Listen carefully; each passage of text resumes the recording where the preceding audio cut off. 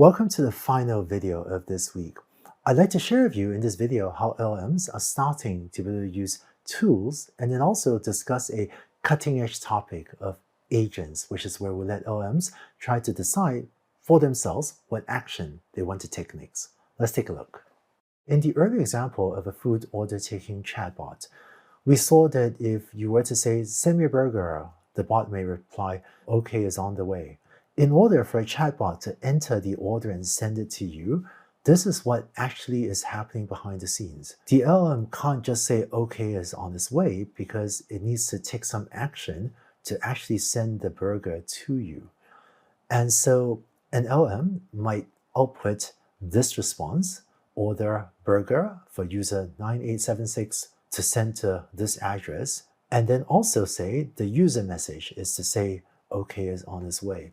An LLM that's been fine-tuned to output text like this will be able to generate an order, which in this case would trigger a software application that passes to the restaurant ordering system a request to deliver a burger to this user at that address. And what is shown to the user is not the full LLM output. The full LLM output is all 4 lines of text here, but only the final line, "Okay, is on its way," is what gets sent to the user as the response. So this is an example of tool use by an LLM where the text the LLM outputs can trigger calling a software system to place a restaurant order. Now, placing an incorrect order can be a costly mistake, so perhaps a better user interface would be, before finalizing the order, to pop up a verification dialog to let the user confirm yes or no if you've got the order right before charging the credit card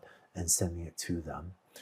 And clearly, given that LLM's outputs are not completely reliable for any safety critical or mission critical action, it would be a good idea to let a user confirm that that's the right action before letting the LLM trigger some potentially costly mistake by itself.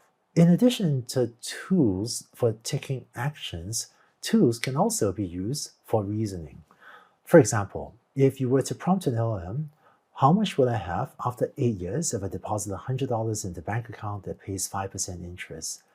An LLM might generate an answer like this, which sounds plausible, but the number $147.04 is not actually the right answer. It turns out LLMs, having learned to predict the next word, or maybe even instruction tuned, are not great at precise math. And just as you or I might use a calculator to calculate the right answer to a problem like this, we can also give the LLM a calculator tool to help it get the right answer. So rather than having the LLM output the answer directly, if the LLM were to output this, after compounding and so on, you would have calculator 100 times 1.05, that's 5% interest rate compounded to the power of 8. This can be interpreted as a command to call an external calculator program to explicitly compute the right answer, which turns out to be $147.74, and plug that back into the text to give the user the correct dollar figure. So by giving LLMs the ability to call tools in its output, we can significantly extend the reasoning or the action-taking capabilities of LLMs. Tool use today is an important part of many LLM applications. And of course, designers of these applications should be careful to make sure that tools aren't triggered in a way that causes harm or causes irreversible damage.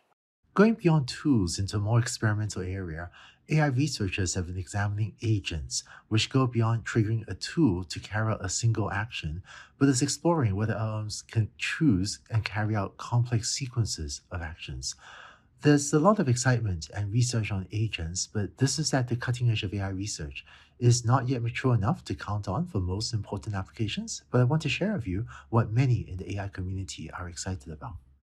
If you would ask an agent that's built on top of an LLM, "Help me research Better Burger's top competitors," then an agent might use an LLM as a reasoning engine to figure out what are the steps it needs to carry out to do your task of researching Better Burger's competitors. And this reasoning engine, the LLM, might decide it needs to search for the list of the top competitors, then visit the website of each competitor, and finally for each competitor, write a summary based on the homepage content. And then perhaps by making a sequence of calls to this reasoning engine, it may figure out that to search the top competitors, it has to trigger a tool to call a web search engine on the query Better Burger's competitors. And then after that, it may visit the websites of some of the top competitors to download their home pages. And then additionally, call an LM yet again to summarize the text that it found on the website. On the internet, there have been some nice demos of agents, but this technology is not really ready for prime time yet.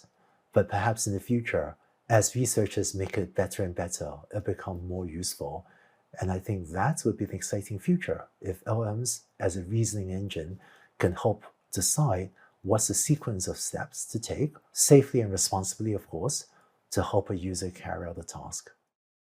Thank you and congrats on making it to the very end of week 2, with just one more week to go in this course. Next week, we'll look at how generative AI is affecting companies, including how you might be able to come up with generative AI use cases for your business, as well as look at how generative AI is affecting society and its impact on jobs. I look forward to seeing you next week.